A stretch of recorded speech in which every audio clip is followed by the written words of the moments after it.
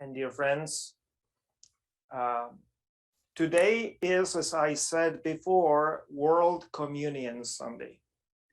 And I indeed love this holiday. It's about inclusion and therefore inoculation against any kind of provincialism and or chauvinism. A needed message, yes, there are Christians outside United States, for instance. I know that that is not necessary in our congregation, in our church, but there are definitely places where that might be quite poignant message. In our church, it is, on the other hand, a joyful celebration of diversity of our faith and many different ways, for instance, to celebrate Holy Communion with different breads or different drinks. If you remember, we did that some years ago. Joyful and a playful liberation from otherwise a ritual that could be obsessive compulsive in minds of so many, that it is always celebrated this way and it should be. And as we learn about all those other cultures and the ways they celebrate communion, that is exactly that joyful and playful liberation. But today, I want to go beyond communion as a ritual, because the word communion has also a different meaning. It can denote a community, world community. And for that reason, I selected a reading from Acts of Apostles, chapter 17, verses 24 through 28 in New Revised Standard Version. And Elder Beth Childs will now read for us that passage. It's just a small part of a sermon Paul delivered in Athens.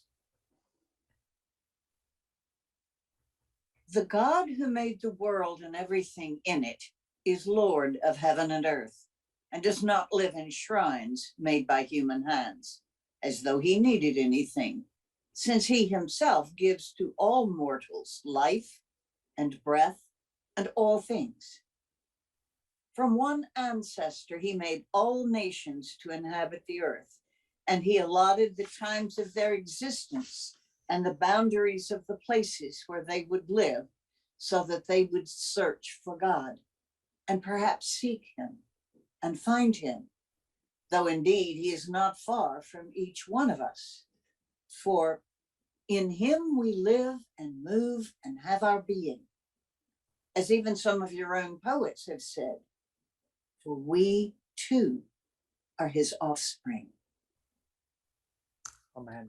Thank you, Beth.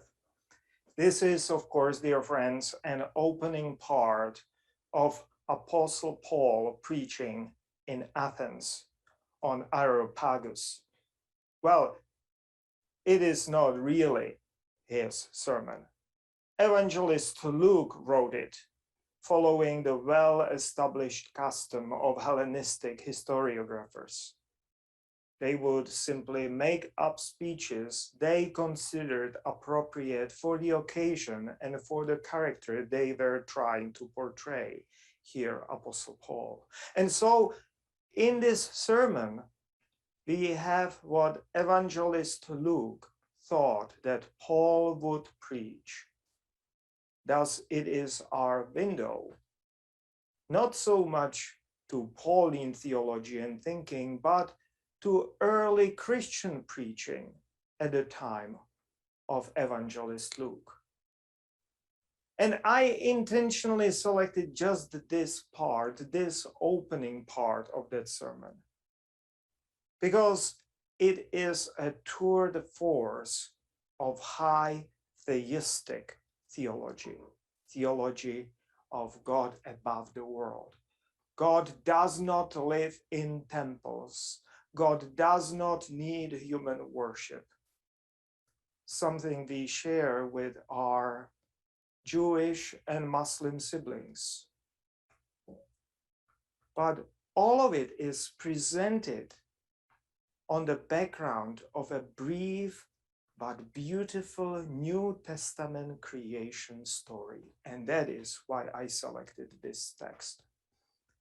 God created heaven and earth. And that is, frankly, a poetic way of speaking about totality of universe. Heaven and earth are two limits, but they include everything in between. And of course, it is a poetic expression. And so it includes galaxies as well as elemental particles, order and chaos of the universe. We are part of this awesome universal theater. And then we hear about God giving life and breath to all living creatures. And that covers the entire realm of all biology. Breath, pnoe, covers all animals, those who breathe, and life, zoe, all the rest. Certainly plants, but also fungi and protozoa. We are part of all this diverse, beautiful life. And then we hear about creation of humanity, all peoples from one ancestor, and allotting to those peoples of the earth their space and time. And there is highly theistic determinism, like God setting nations here and there and giving them their time. But behind that is a deeper wisdom. Firstly, peoples, nations, kingdoms, empires are allotted their places, their territories, and their times. There is, as I mentioned with children, inverted correlation between arrogance, size, imperialism, and longevity of different cultures. But next is, regardless of cultures or languages, nations, or any other human structures, we are all from one ancestor. That's a mythic way of saying that we have in common more than what divides us. In our space and time, we are part of this mosaic of humanity.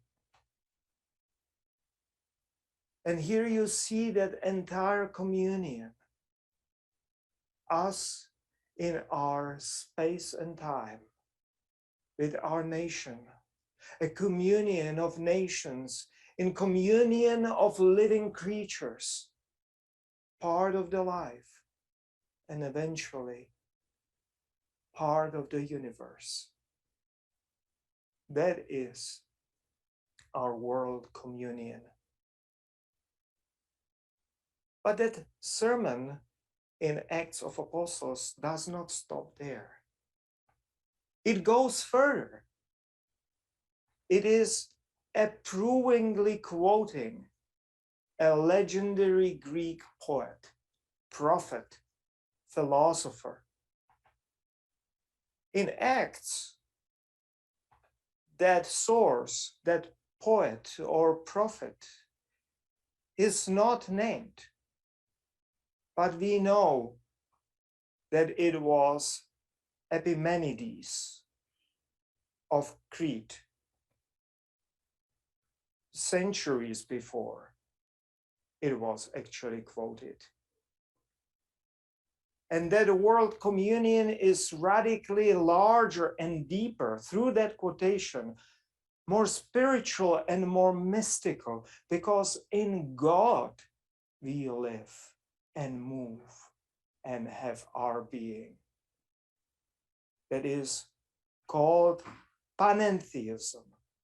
God is being in and part of everything around us and in us. The world communion, peoples, living creatures, and cosmos, all of that is imbued with God or immersed in God. Biblical quotation of Epimenides here gives me a permission, I think, to update that to our own times and to quote James Lovelock and Lynn Margulis with their Gaia hypothesis. That vision of our entire planet as co-evolving creature, non-living and living parts,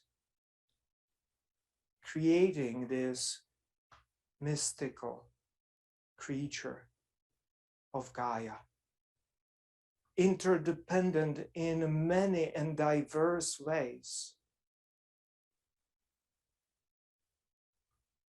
And by the way, right here with this hypothesis, that was one of the first points to understand the balance of atmospheric gases and temperature. That was the source of our recognition of how dangerous it might be to spew out all those fumes from fossil fuels and warm up our climate. And it kind of locks it in and helps us to understand our part in that whole beautiful world. So world communion is an mystical recognition of being part of that universal whole with cosmos, with creatures, with nations and peoples, but indeed with God, in whom we live and move and have our being. Amen.